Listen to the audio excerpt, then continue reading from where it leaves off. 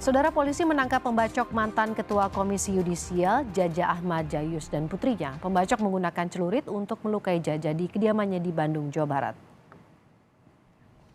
Setelah penyidikan beberapa jam, polisi menangkap pembacok Jaja Ahmad Jayus mantan Ketua Komisi Yudisial. Saat ini pelaku sudah ditahan dan masih diperiksa oleh penyidik Polresta Bandung.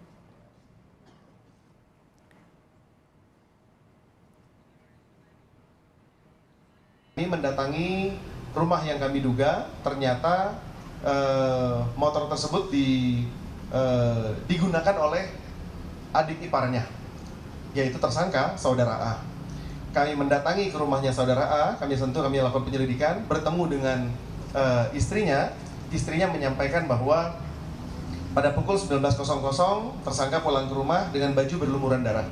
Dengan baju berlumuran darah tersebut kami lakukan penyitaan untuk kami bawa ke laboratorium forensik untuk kami cocokkan identiknya dengan darah korban. Kemudian kami melakukan pengejaran kepada tersangka sehingga pada pukul 22.30 setengah 11 malam tersangka bisa kita amankan. Berikut barang buktinya, sepeda motor.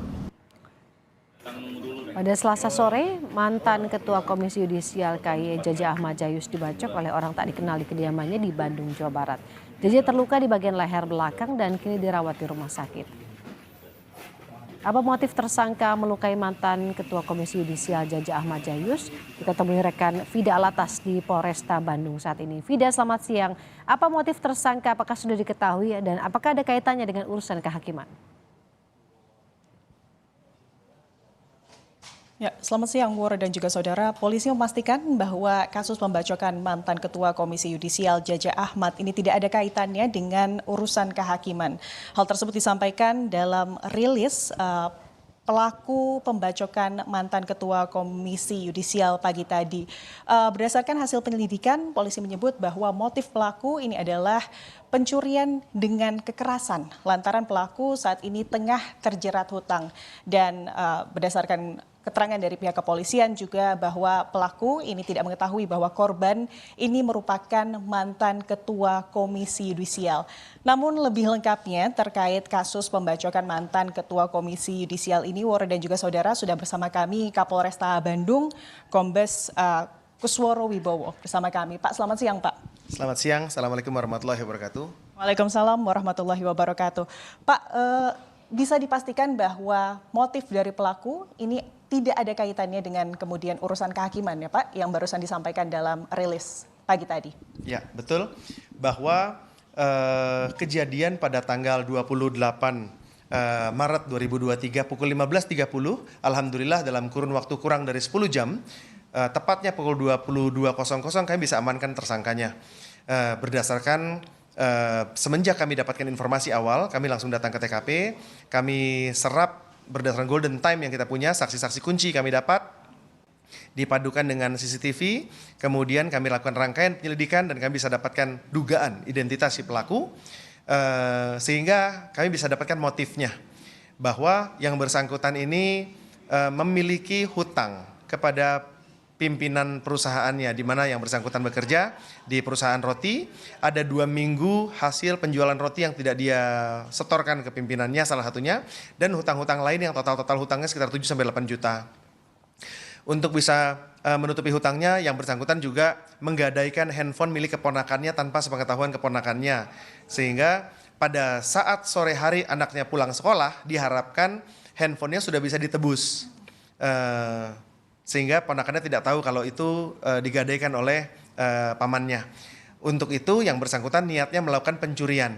Yang bersangkutan sudah sejak jam 11.00 tadi mobile di daerah Kecamatan Bale Endah maupun Kecamatan Bojong Soang untuk mencari target pencurian yang mudah bagi tersangka. Pada saat kurang lebih jam 15.30, tersangka berpapasan dengan korban, melihat bahwa ada kendaraan sedan yang dikemudikan oleh lelaki yang sudah berusia senior sendirian, yang menurut tersangka ini adalah korban yang mudah, sasaran yang empuk bagi tersangka, sehingga dibuntutin, diikuti ya sampai dengan di rumah. Pada saat sampai di rumah, korban juga buka pintu gerbang sendirian, buka pintu rumah sendirian.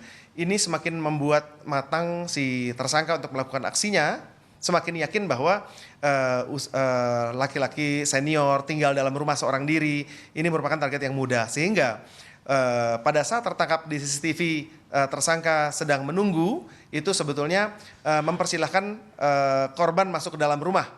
Setelah beberapa saat korban masuk ke dalam rumah, baru tersangka diam-diam masuk ke dalam rumahnya untuk mengambil barang-barang yang akan dicuri oleh tersangka. Alhasil, begitu masuk ke dalam rumah, tersangka berpapasan dengan putri korban, putri mantan ketua KY. Begitu berpapasan, kemudian putrinya dibawa masuk ke kamar, dilempar ke kasur, tujuannya adalah untuk tidak berteriak. Dengan teriakan si tersangka, diam. Namun korban tetap berteriak, meminta pertolongan sehingga dibacok oleh tersangka. Mendengar suara teriakan putrinya, maka sang ayah juga turun di lantai kedua ke bawah, dan ketika bertatapan dengan tersangka, maka korban juga menjadi korban bacokan oleh tersangka. Sehingga ayahnya mengalami luka di bagian kepala, bagian leher, dan bagian tangan, sedangkan putrinya mengalami luka bacokan di kepala maupun di lengan.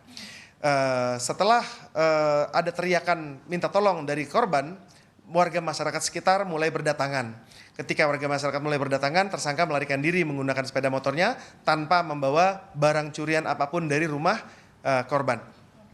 Ini tersangka ini melakukan aksinya di siang hari, ini bisa dibilang nekat, berarti itu disebabkan karena ada tenggat waktu membayar hutang begitu ya Pak? Iya, betul. Kami juga menanyakan kepada tersangka, kenapa dilakukan pada siang hari di saat masyarakat sedang ramai. Tersangka menyampaikan bahwa karena harapannya sebelum ponakannya pulang ke rumah, tersangka sudah memiliki uang untuk bisa menebus handphonenya, sehingga handphonenya bisa diberikan kepada ponakannya tanpa mengetahui kalau itu sudah digadaikan. Ini proses yang dilakukan oleh pihak kepolisian ini juga sangat cepat, bisa dibilang cukup cepat ya Pak, kurang dari 10 jam. Bisa diberikan detailnya seperti apa Pak proses penangkapan tersangka? Baik, alhamdulillah tentunya dengan ridho Allah, Tuhan sekalian dan rekan-rekan pekerja lapangan yang bekerja keras, berawal dari informasi yang kami terima, itu kami segera datang untuk bisa mendapatkan golden time-nya, di mana para saksi kunci juga masih ada di lokasi untuk bisa memberi keterangan ciri-ciri fisik maupun ciri-ciri identitas kendaraan yang digunakan dan lain sebagainya, dan juga dengan penyelidikan melalui IT yang kami lakukan, dan rangkaian tindakan penyelidikan lain yang mungkin tidak bisa kami expose di media, sehingga kami bisa mendapatkan dugaan pelaku. Ketika kami datangi pada pukul 19.00, kami mendapati informasi dari pihak istrinya bahwa tersangka sempat datang dengan berlumuran darah yang kami ambil dan kami identikan dengan korban. Terima kasih banyak Pak atas waktunya bersama kami, sudah bersedia bersama-sama berbincang di Kompas TV. Ya saudara, itu tadi bagaimana kemudian kronologi penangkapan tersangka pembacokan mantan Ketua Komisi Yudisial. Dan saat ini tersangka disangkakan pasal berlapis dengan hukuman bermacam-macam, mulai dari 5 tahun, lalu juga hingga 20 tahun penjara. Woro sementara, kembali kepada Anda. Fida Alatas dari Polresta Bandung menjelaskan bagaimana kejadian atau terlukanya mantan Ketua Komisi Yudisial Jaja Ahmad Jayus dan juga pelakunya sudah tertangkap. Terima kasih Fida.